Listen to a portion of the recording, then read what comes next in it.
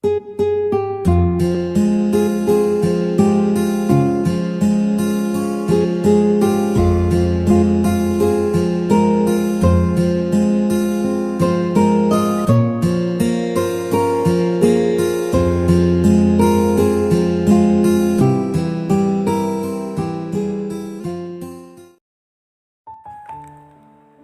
Muslim channel yang berbahagia, kita lanjutkan pembahasan kita. Pada sore hari ini kita mencoba untuk membahas tentang masalah peran bunda. Sebagaimana kemarin bahwa dalam proses penumbuhan balik itu lebih banyak dipengaruhi oleh bunda karena pengasuhan, dan peran akil itu banyak dipengaruhi oleh ayah. Maka tentunya kita harus tahu, apalagi seorang bunda itu dalam mengasuh, mendidik anak itu harus macam apa gitu. Nah, poin pertama yang harus kita ketahui bahwa bunda itu memiliki sebuah kekuatan khas gitu ya. Kekuatan khas. Pada video sebelumnya kita telah membahas peran ayah sebagai pendidik. Kemudian pada video ini kita coba akan membahas tentang pasangannya, yaitu sang bunda sebagai pengasuh. Namun demikian, peran pendidik dan pengasuh pada hakikatnya bukanlah dua peran yang diskret gitu ya, saling terpisah dan berbeda. Ya, artinya ini tidak dapat dipahami bahwa sang ayah hanya pendidik saja dan bunda hanya pengasuh saja. Tidak, tentu maknanya bukan seperti itu. Karena faktanya bunda juga pendidik yang melaksanakan konsep-konsep pendidikan yang sudah dirancang, yang sudah didesain dan dibuat oleh ayah. Nah, itulah sebabnya mengapa di dalam doa anak kepada orang tuanya disebut kama robbayani shogiro, yang artinya adalah sebagaimana keduanya telah mendidik aku saat kecil. Jadi yang mendidik itu bukan hanya ayah tetapi juga bunda. Nah, namun memang ada satu peran yang bersifat tipikal bagi sang bunda dan tidak mudah diambil oleh ayah atau oleh siapapun, yaitu mengasuh. Contohnya ketika Nabi Ibrahim meninggalkan keluarganya, yakni Siti Hajar bersama Ismail sang bayi di suatu lembah yang tidak ada manusia, tumbuhan dan air, dipercayakannya begitu saja seorang Ismail kepada pengasuhan Siti Hajar. Karena memang kemampuan pengasuhan, maksud dari pengasuhan di sini termasuk merawat, melindungi dan menjaga, merupakan kekuatan khas seorang bunda yang sulit dimiliki oleh ayah. Seandainya ketika itu Ismail tidak bersama dengan ibunya, mungkin dia sudah mati. Seandainya ketika itu Ismail berada dalam pangkuan Ibrahim alaihissalam, mungkin keduanya tidak akan selamat ya, secara dohiriyah gitu ya. Memang meskipun kalau berkata hakikat, ya Allah kan yang menghidupkan dan mematikan. Mungkin disinilah pelajarannya. Nah, Ismail selamat tak lain karena berada dalam perlindungan ibunya. Makhluk yang sering kita anggap lebih lemah, yaitu perempuan, pada momen seperti ini peran seorang perempuan tidak bisa ditandingi dan digantikan oleh seorang laki-laki. Itulah contoh kemampuan pengasuhan, menjaga, merawat dan melindungi dari sang bunda. Menjaga, merawat, melindungi, kita akan bahas tema tentang pengasuhan sang bunda. Apa yang membedakan antara mendidik dan pengasuh gitu ya.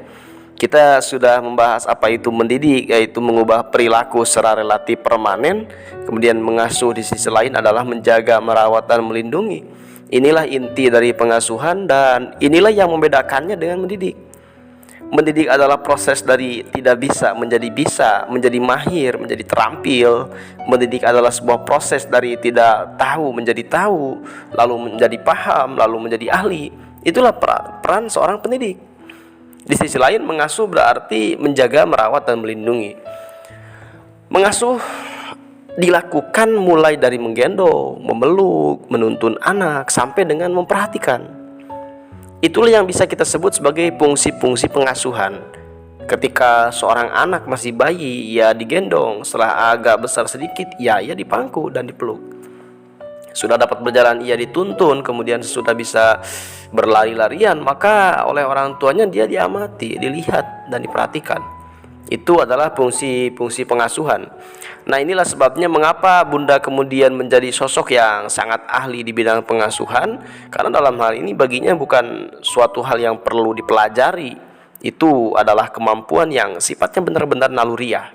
Secara spesifik, seorang bunda adalah pengasuh karena dialah yang mengandung, melahirkan, dan dia pula yang menyusui, sehingga dia memiliki keterampilan yang khas di bidang pengasuhan. Juga selain menjaga, merawat, dan melindungi, bunda juga adalah terbangunnya ikatan batin yang sangat kuat antara sang bunda dan sang anak gitu. Allah Ta'ala berfirman, hamalathu ummuhu wahnan ala wahnin wa fisaluhu fi amain, gitu ya. Jadi ibunya lah yang mengandungnya dalam keadaan berat dan bertambah berat, ya. Wahnan ala wahnin, kemudian menyusuinya dalam rentang waktu 2 tahun. Hal itulah yang membangun kelekatan dan ikatan di antara ibu dan anaknya. Ikatan yang pertama adalah ikatan batin yang luar biasa kuat. Karena sekali lagi berbicara tentang pengasuhan berarti kita berbicara tentang merawat, menjaga, dan melindungi. Ini adalah sesuatu yang naluriah, dan ini bukti dari adanya ikatan batin. Begitu kuatnya ikatan batin itu sehingga emosi seorang bunda sangat memengaruhi emosi anaknya ketika dia masih kecil.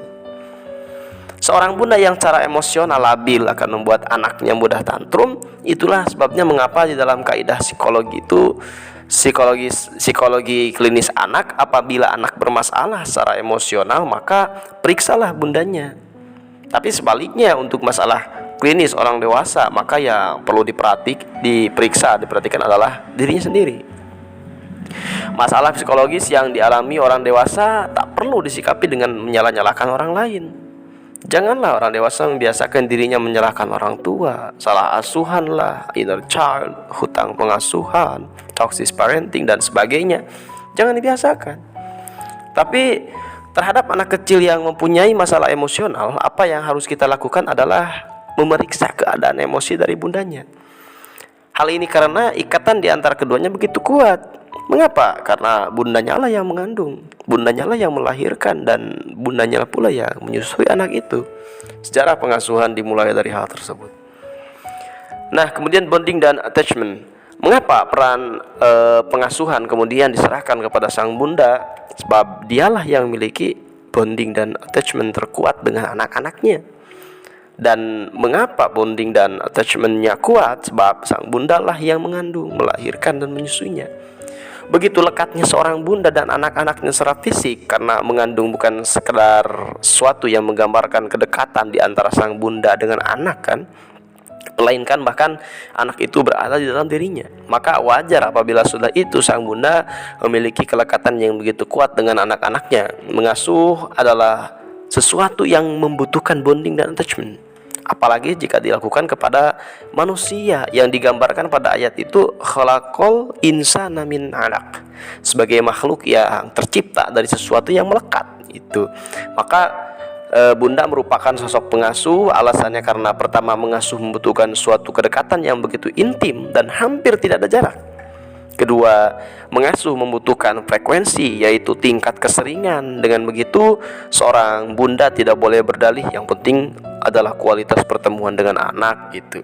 Mari kita akui bahwa kualitas dan kuantitas sama pentingnya bagi anak-anak kita, sehingga kita tidak perlu mencari-cari alasan.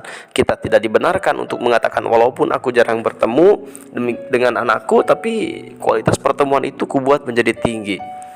Betul bahwa seringkali kualitas lebih penting daripada kuantitas. Misalnya saja, seorang ibu rumah tangga yang jarang bertemu dengan anaknya akan menghasilkan anak yang lebih buruk daripada anak dari wanita pekerja. Tapi punya frekuensi pertemuan dengan anak yang baik dan kualitas pertemuannya pun baik, maka anaknya akan menjadi anak yang baik sekalipun ibunya bekerja di luar rumah. Maka janganlah menganggap remeh kuantitas atau frekuensi pertemuan. Dan ketiga, alasannya adalah karena intensitasnya, yaitu seberapa lama pertemuan itu terjadi.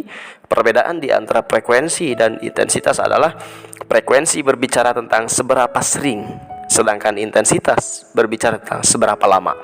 Karena itulah kita akan merasakan perbedaan di antara seorang bunda yang sering mendekap dan mendekatkan anaknya di dadanya dengan seorang bunda yang meletakkan anak di kereta bayi dan seterusnya.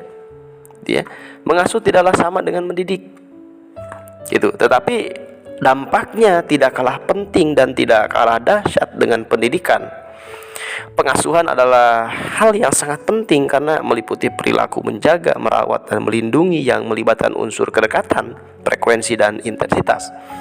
Mereka yang pernah belajar psikologi perkembangan anak, misalnya dengan rujukan beberapa buku, pasti akrab dengan penelitian yang menggunakan anak kera. Penelitian itu membandingkan antara anak kera yang diasuh oleh induknya, anak kera yang tidak diasuh oleh induknya tapi dekat dengan boneka kera, dan anak kera yang tidak diasuh dengan induknya tapi dekat dengan boneka yang terbuat dari kawat. Lalu anak-anak kera ini dilihat perkembangan kepercayaan dirinya. Hasilnya apa? Memang berbeda. Kera yang langsung diasuh oleh induk kera sangat percaya diri. Adapun kera yang tidak diasuh oleh induk kera tapi hanya didekatkan bersama boneka kera, itu kurang percaya diri. Dan kera yang tidak diasuh oleh induknya tapi selalu bersama boneka kawat tidak percaya diri sama sekali. Jadi pengasuhan itu berpengaruh pada kepercayaan diri dan bahkan terhadap kesehatan. Ada kenyataan yang tidak bisa dibantah bahwa anak yang cukup waktu di dalam genggaman dan dekapan bundanya akan menjadi lebih sehat secara fisik dan memiliki tingkat kekebalan tubuh yang jauh lebih tinggi. Jauh lebih tinggi daripada anak-anak yang kurang bonding dan attachment dengan bundanya. Nah, para bunda memang memiliki kelebihan yang tidak dimiliki ayah. Sebuah eksperimen psikologi perkembangan juga pernah meneliti perbedaan di antara efek pengasuhan oleh sang ayah dan pengasuhan oleh sang bunda, serta bagaimana efeknya terhadap sosialitas, kepercayaan diri, dan kesehatan anak. Ternyata efek yang dihasilkan oleh pengasuhan bunda tetap lebih unggul. Ayah yang menggendong anak jika dibandingkan dengan bunda yang menggendong anak, maka siapa yang akan lebih mengembangkan imunitas? Ternyata anak yang digendong oleh bundanya ketimbang oleh ayahnya lah yang lebih unggul. Ini memang merupakan keistimewaan ya Allah yang Allah berikan kepada para bunda. Wallahu a'lam bishawab.